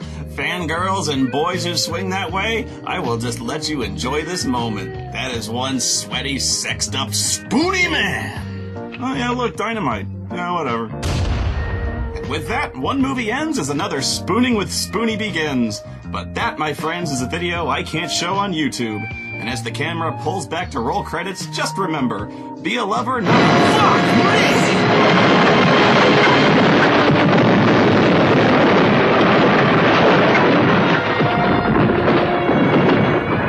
Holy shit! That sex was fantastic! Yeah, hey, if you gotta go, I can think of worse ways than spontaneously exploding in the middle of a threesome. Ah, that motherfucker. You killed Spoonie. This movie sucks. I knew it. I knew it was you. And you didn't do anything? Damn it, I couldn't. I owed you, man. It's not gonna save you. I know that. But please, man, do it. Do it now. Just get it over with. Go to hell. I'll choose when and how. I only hope you're man enough to struggle. Yeah, okay, dude. So what's the ultimate plan, as if I didn't already know? I say we blow the fuckers up. You can't blame yourself, Mark. 9 people are dead because I didn't act. So the lives of everyone at the school depend on his ability to act? They're all gonna die. What do we do? Not the police. No. I can't do that. I still can't turn him in. Oh, for fuck's sake, I give up. He literally just finished saying that 9 people are dead because he failed to act, and then, when presented with the clear option that would end the violence, he fails to act! Then what? Talk to him. I'll just talk to him. Ah, talking. And that doesn't work. David could easily kill them now, but because of their non-existent backstory of ultimate friendship, he just locks them up in his shed. He plans to go back to the school and blow the whole thing up during the prom, which has not been canceled, even though it is the same night as the massacre that just took place. That is fucking impossible! They wouldn't even hold the prom on the same month! But oh wait, I'm sorry, it's not the prom, it's the student alumni prom, which I guess is a prom for the absurdly old graduates and their reanimated corpses so they can go shuffling around for a while to shitty light jazz. I didn't even know student alumni proms were a thing. I can only assume that neither did David, because why would he ever want to blow up a dance that doesn't have a single student of the school attending it? And he specifically said before leaving that he's targeting the students, so I figure he heard that the prom was tonight, snuck in, set them up the bomb, and then came in here to gloat like, now they're all gonna pay, now that they're all in one click, oh what the hell? So it all comes down to Mark, who finds escaping the barn impossible until he tries to. Oh, I've just gotta hear Plan B, because Plan A was damn near foolproof. We might just get blown up with the rest. No, not if we make it there in time. He won't do it. Why? Because he's in love with you. Good, Mark, good. Use your girlfriend as a hostage. Calling the police? Still not an option. Can't! The press! This whole fucking movie could have been aborted 20 minutes in if one student out of hundreds in the entire school had picked up a fucking phone. God! So they go there and threaten to stay until the bomb goes off. Guys, you're dealing with a mass murderer who clearly enjoys his work. I would have advised against appealing to his conscience. What the fuck do you think you are? just a madman. Whatever, everyone goes melodramatic as all hell. David can't stand to let his vaguely defined best friend and girl he stands no chance with die, and violently hurls himself down the halls and stairs on his one good leg to where he stashed the bomb. Oh, Jesus, come on. I know this is supposed to be the suspenseful climax, but the goofy cartoon spy music combined with the way he's flailing about like an idiot borders on slapstick. Lady! Boingy, boingy, boingy, boingy. I don't think that would have taken out the entire school. Probably would have torched the script to Heather's pretty good, though. I love how there's a perfect little David-shaped bonfire just standing there. It's just a fire. Just a little fire. Let's all go in now. Nothing to it. Come on. Let's keep on dancing. Everybody inside. Let's go. We must have all just imagined the sound of a catastrophic explosion. And the approaching sounds of sirens have to be unrelated. It's just a random, unexplained fire. It's nothing to be alarmed by. Mayhaps Zeus was displeased and smote someone with a bolt of lightning from Olympus. Such things happen. Now let's go back inside. They have those little cocktail shrimps. Holy shit, the police do exist! Their response time to a 911 call is about a month in this city, but it's about time. Alright folks, we got a call about a young man who was ordered out of a swimming pool. Anyone see what happened? Hey, what's with the fire? We say he discovered that Spoony, Mary, and Jane had left one more bomb, and he came to remove it. I get it. You're willing to cover up 12 murders and the attempted murders of, let's lowball it and say 40 more. You're willing to cover all that up to spare David's good name. But fuck Spoony. Fuck that guy. He hates everything. The fuck did Spoony ever do to deserve the rap of an entire massacre hung on him? Look, don't blame me for this movie, alright? Because I didn't do it. I'm just more worried about the moral being put forward here. I don't even get it. What's this movie trying to say? Everyone in the world is backstabbing, duplicitous scum? Don't unsettle the natural order of things, because it's better the devil you know. Things can always get worse. These are all really ugly messages, all of which piss me the fuck off. Really, this whole movie seems like an allegory for class warfare. Pun, I'm certain, fully intended by the filmmaker. And if that's the case, I am firmly with the Italians on this one. Fuck this pretentious Marxist bullshit, and let's add way more scenes.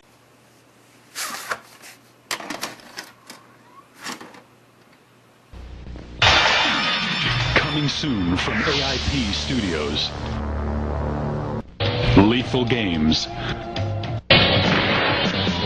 A small urban community becomes a hotbed of death and destruction when a crime syndicate decides to buy out the town to profit from a real estate scam.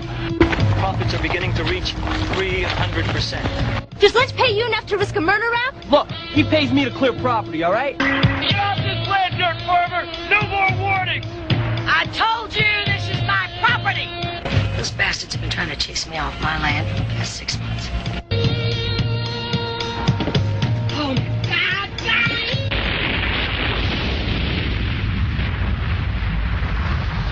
We're the ones hired to do your dirty work. The murders and kidnappings continue as resistance to the syndicate proves futile. Please get my sister back. Those guys might have killed her by now. I'm looking for Trish. I know where her sister is. We need Mac. Listen, ladies, why don't you just let the law do its job? I think you going after Eve by yourself is insane. We're going with you, you know. I don't think... Whether you like it or not. Come on, Mac, let's go. They're going to get Mac Richards in on this, all right?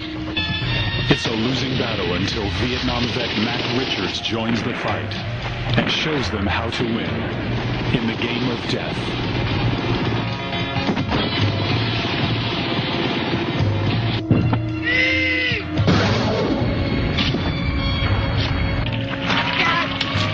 Stallone is the ultimate weapon in the deadliest game.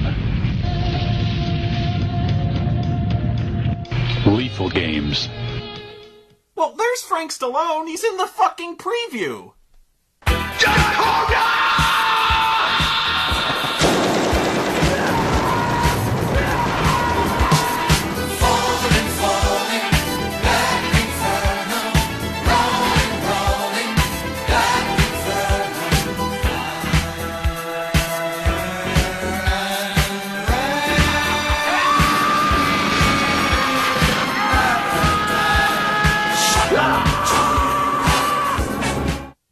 if I can make it through another one of these movies, you guys. Reb Brown keeps dying. My brain just cannot process this visual input. It's like John Cena losing a wrestling match. Shit just doesn't happen, you know? I think I know where I went wrong with all this. Those weren't really Reb movies, you know? They barely count. Just take a look at all these movies where Reb dies. You've got Uncommon Valor, which, I mean, come on. You basically had the same premise as Rambo First Blood Part 2, right? Go into Vietnam and save POWs and shit. Okay, well, Reb Brown fucking did Strike Commando already, and that was a ripoff of Rambo 2, only it was way more awesome. It was fucking hardcore. You wanted to do that again, just put more Reb in there with more guns. But no! You had Reb Brown back to do this movie again, but then you put that fraud Gene Hackman in to steal his thunder. Is Gene Hackman gonna go punch a giant Russian off a fucking cliff? No? Then why the fuck am I bothering with this? These directors just don't know who the fuck they're working with or how to use them effectively. Death of a Soldier. The director puts Reb in a courtroom drama where he's supposed to fucking act? The hell is wrong with you? And then you got Night Claws, and I mean, really, what the shit? This is just insanity. Dude took a fucking blowtorch to his back and then went on to stuff a hand grenade in a dude's mouth, and guess what? Awesome movie! Honest to God, I don't think the director of Night Claws knew anything about Reb Brown when he was cast in this movie. He probably just saw a headshot and a resume and was like, oh, this Rob Brown guy looks funny. Let's have him be the dopey sheriff. And there's the problem. I got out of Reb's comfort zone before he was ruined by American cinema, like Jackie Chan. If you want the good stuff, you gotta go back to his roots. We need a box cover that just screams action, with Reb on it holding a gun, preferably a big fucking gun, one that is physically impossible. He looks badass, or yelling, and shooting the gun and yelling. And we need a director who understands that the last thing a bad guy in a movie should see is this! In short, we need an Italian using an American name so we don't think his movie sucks. Which is why I picked out this movie, which looks like a winner, but just to be sure, let's see who the director is. Boom! Paul D. Robinson! USA! USA! Yeah, okay, Paul D. Robinson. It sounds like the kind of generic name I'd write in a sleazy motel registry after picking up a prostitute. I mean, the kind of name a loser would write in a Anyway, it just goes to show you that you really can judge a Reb Brown movie by its cover. You can just tell. The back of the box tells you all you need to know. You got explosions, dude getting his fucking eyes pushed in, and non-stop action from beginning to end, and you got super action hero Reb Brown. That is how you refer to the man. Ignazio Dolce, Paul D. Robinson, you, sir, are the man for the job. Prepare for awesomeness! Prepare for a colorblindness test! Okay, was not expecting this, but hey, now that I think about it, how the hell else are you gonna start a movie called Last Flight to Hell? Best to take the minimalist approach with the sound of crickets and still frames of blinding fluorescent colors. Ah, we're in hell! Well, they weren't lying when they promised non-stop action, were they? I gotta give huge props to Tom Karp for writing this thrill-a-minute screenplay. I heard it won a Screen Actors Guild Award. Sure this is the right place? Yes. Every month. This time. And scene! That's how you start a movie! Luigi, my man, I see Oscar in your future. John Williams ain't got shit on you! How in the hell do you make the credits from a Film Ventures International release look like the opening crawl from fucking Star Wars in comparison? It looks like something an idiot would make in 10 minutes editing a scene on a couple of VCRs. I feel like I've just been thrown into a fucking black hole.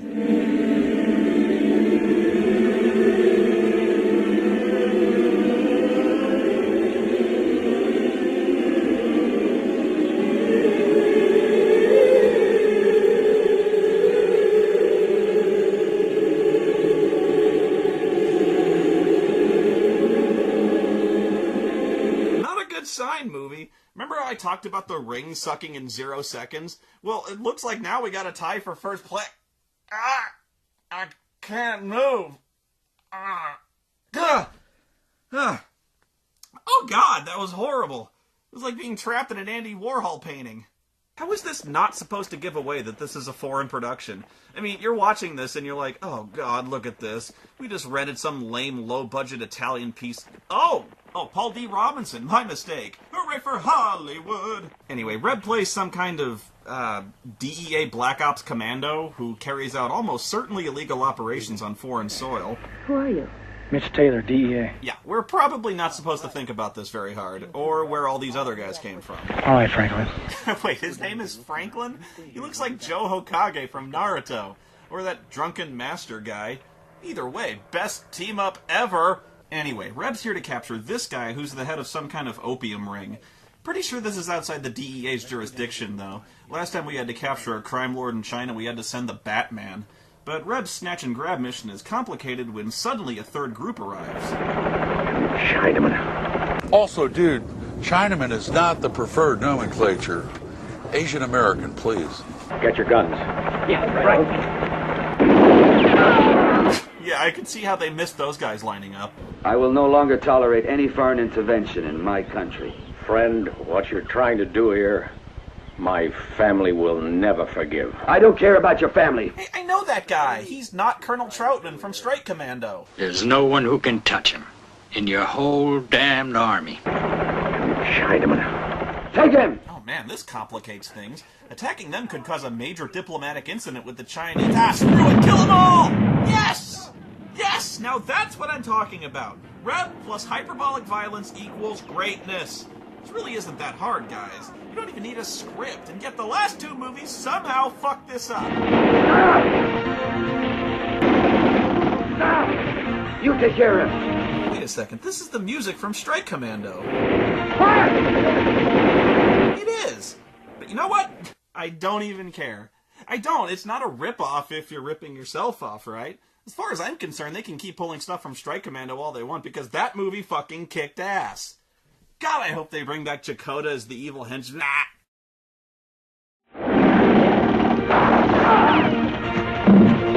Okay, cut. What the hell was that? Let's do another take, and this time some energy, please.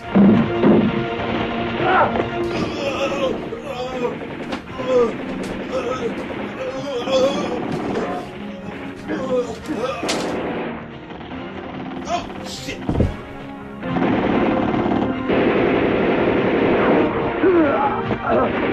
I'll kill you! I'll take that stupid cover you're hiding behind and...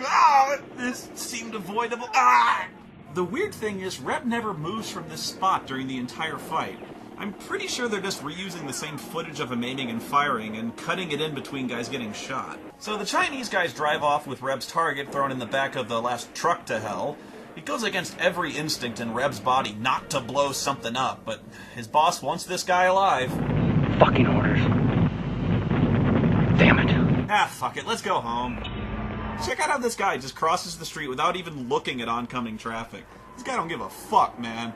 Reb's hard-ass boss is played by Chuck Connors, a guy you probably wouldn't know unless you're like 40. Basically, he's the TV version of Clint Eastwood, sort of the RC Cola version to Clint's Coke Classic. You're in my way, sir. You let some Chinese opium smugglers punk, son. Lift them from right under your noses. If I'd pulled the trigger on my M203, we wouldn't have this problem now. What's the difference? He dies in the field, or he rots in jail? We can't! The press! We need Dugan to start a string of arrests. We want to close down the Spinola family. What did he get for telling the truth? A one-way ticket to the funny farm. Yeah, I got big plans. But I need Dugan. We need Dugan. And we need him alive. Have you all got that? Later, over a romantic dinner, Chuck says that the kidnappers contacted Dugan's daughter Sheila to set up a ransom. So the plan is to follow her to the exchange point, and who in the hell took this footage and how are we seeing it? Is this from a different movie? Sheila Madison. She was Vince Luger's daughter. She was an athlete in college. Now she's into marketing and sportswear. Well, let's go. After you pay the tab. Reb, you'll never change. Wait, Reb? Chuck's name is Reb too? Reb, you'll never change. There's two Rebs in this movie. This is really gonna get confusing. Waiter! Could I get a refill? Oh shit! Move!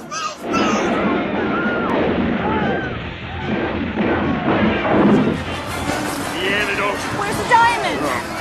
I have no idea who these guys shooting at Reb and Reb are. It's not like these hitmen knew about Reb and Reb's plan and came to stop it, because they literally just thought of it a minute ago. Not to mention you got them totally by surprise, so why would you make it such a difficult shot? Just walk up and John Wilkes Booth these guys. But then Reb gets hit in the gunfight, so Reb helps carry him back to the car. Fucking work. Let's get to a hospital. Wow, the healthcare in this country sucks. The nearest hospital is a damp straw hut 40 miles out of the city. Frankly, get my medical kit. You, get soap and water. Okay. There's not even any doctors at this hospital, and you gotta bring your own medical gear. It's very do-it-yourself, and they won't even take you unless you got insurance. Anyway, Sheila meets with this guy to figure out where to deliver the ransom money. And I just gotta admit right now, I must have zoned out because I have no idea who the hell this guy is. But apparently he's a very good bowler. See? First place. You can see with your own eyes. It's way the hell up in the mountains. There aren't any roads. Well, except for this very wide and obvious road here. But in a twist, it turns out this guy is secretly working with the opium guys. I think these are the opium guys. He's definitely working with them, whoever they are. Whatever, they're bad guys. And he's trying to steal Sheila's money, but it turns out his guys are planning to steal the money from him. So this makes it a triple cross? You ain't going nowhere. Oh, now you're going to tell us where the big money is. I don't know where the money is. I know what to do. This will help you. You will remember. No! Oh, he's gonna do the Vulcan mind meld on him. Ooh, nasty. After killing that guy, the baddies hide in the office and wait for Sheila to bring the money to them. Nobody expects the Spanish Inquisition. Wait a moment, gentlemen. We don't want to hurt you, Miss Madison. Why don't you want to hurt her? You just thumb-fucked a guy over the very same money, and look how happy you were. I'm pretty sure you want to hurt her. Oh, man, why you got it? Yeah, real fair lady running away. Maybe one of us should have blocked the only door in the room. Damn it! And hey, the Strike Commando music's back. This scene actually looks really interesting. It's got great lighting. It looks like she's about to find Connor McLeod sword-fighting the Kurgan in here. The bad guys are about to catch her when Reb hits the scene and starts taking them out one by one.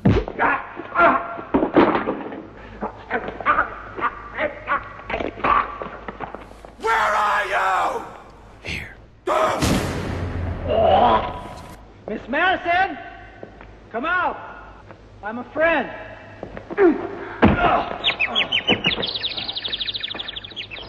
Sheila runs off into the jungle on her own, but everyone wants to kill her there, too. Eventually she hires a smuggler for protection and to bring her across the border to the ransom exchange point. Which is pretty good thinking. She's lost in the jungle, surrounded by people who want her dead, and a smuggler would be just the sort of guy who knows ways to elude pursuers. You have such pretty little ears. I'm sure your father would enjoy getting one in the mail. Or he could just kill her and take the money now, save some time. Where? Well, that's the last time I trust a murderer, I swear. I just love this guy's expression. He's like an Old West prospector. It's gold! Of course, Reb shows up just in time and completely kicks the guy's ass. Ah! Son of a bitch! No! No! Well, whoever you are, I thank you for helping me out here. I swear to God, if this chick breaks Reb's neck, I fucking quit. Oh, what, so now you don't freeze frame? God damn it. But she doesn't, thank fucking Christ. And Reb takes the guy prisoner and has him move! Move! Move it, Dugan, move! Stay there. Get out of here! Move! Move your ass. Come on. All right, let's move out. Move, come on. Come on, you guys, move it! Let's get out of here! They get to the hostage exchange, and Sheila holds up a key to a safety deposit box where she's kept the ransom money. You take another step and I throw it over the ledge. Drop them, Dr. Jones! They will be found! You won't! The kidnapper takes Sheila to their camp while Reb clings to the bottom of their truck. She keeps them all occupied while he runs around taking out all the guards, Splinter Cell style. It's not quite as satisfying as watching Reb loudly massacre people with a heavy machine gun hefted under one arm, but you can't complain about Reb murdering people with knives. Don't move. And as for Sheila, it turns out that the kidnappers and thieves are complete liars as well. Everybody betrayed me. I fed up with this world. My men are preparing the plane right now. The last flight to hell takes off in about 45 minutes. What do you want? Don't move a muscle, fucker. Aha! Reb to the rescue once again! At least finally they had a backup plan, and Reb freed Dugan on his own while she kept them busy. They pile into the last jeep to hell and get away holding the bad guy hostage. And just in case anyone tries to give chase, he violently kills everyone with explosives. Yeah, it wouldn't be a Red Brown movie without him incinerating several villages with incendiary bombs. But once they get past the checkpoint, Mr. Bad jumps Reb and ends up falling out of the jeep. They try to go back and get him, but the Chinese are hot on their heels and they have to leave him behind. Shit! But luckily they get to the last flight to hell just in time, and everyone climbs in while Reb covers the road with his rifle. Oh man! Good shot, dude! Did not know who he was fucking with. Oh, Jesus Christ! What was that building? The airstrip's dynamite warehouse? Just like the 4th of July. Boom! Like happy festival fireworks, yeah? Predictably, just as they're getting away, the plane gets shot up and it causes a fuel leak. Son of a bitch, we're hit!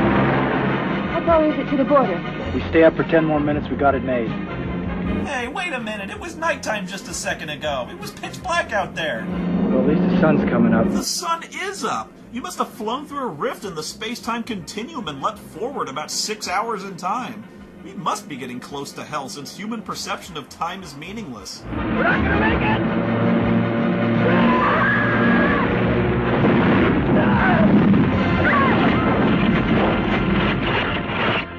Well, folks, that was the last flight to hell. The local time is 2:15. We hope you've enjoyed flying Air Hades. I have had it with these motherfucking snakes on this motherfucking plane! Watch out for snakes. Geez, so far snakes have been a bigger threat to these guys than the entire Chinese army.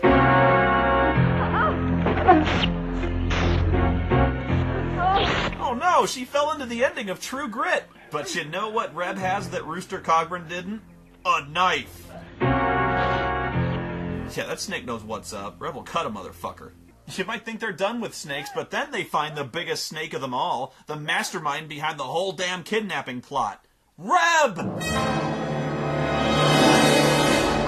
Well. Reb, how could you? You betrayed Reb! You're fucking up my career, you bastard. Because I'm going to take the witness stand against you.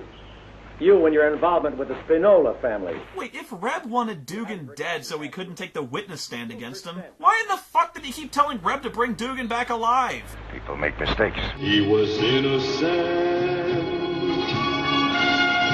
Not a charge was true. But the world would never know. Branded, marked with a coward shame. What do you do when you're branded? When you fight for your name? Man, if only I had a rifle, he wouldn't stand a chance. Hey, I made a Chuck Connors rifleman joke. That one was for you, 45 and over demographic. I gotta get that son of a bitch.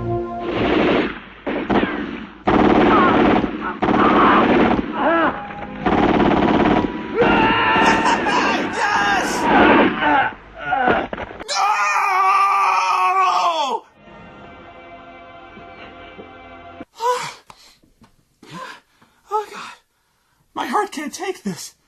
I gotta take you in, Reb. You don't look like you're going anywhere, kid.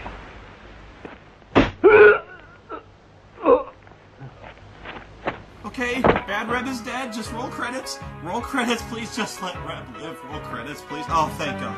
You know, this movie really taught me something. It taught me the true spirit of Rebuary. You just think about it. In this movie, Reb dies, but Reb lives on, because Reb can't die. Rebuary isn't just a month. It's here. It's always in our hearts. But yeah, Nightclaws was still a gigantic pile of shit. Branded, scorned is the one who ran. What do you do when you're branded? And you know you're a man. Wherever you go for the rest of your life, you must prove you're a man.